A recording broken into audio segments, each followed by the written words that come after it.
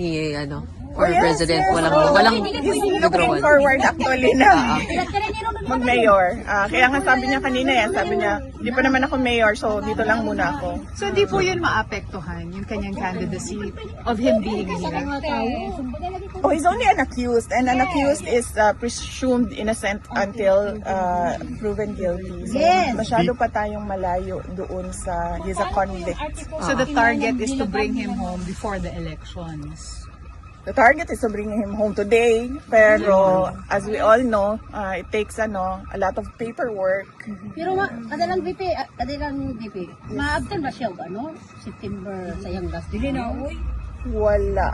Dili pa ko makatubag anak Dili Dili mo ganahan nga din siya sa inyo, ha? At taga-sidan ka, so pabalhinon sa natin. So, illegal man nila pag-alis dito. Kita ko sa live. Yes, ma'am. That is true.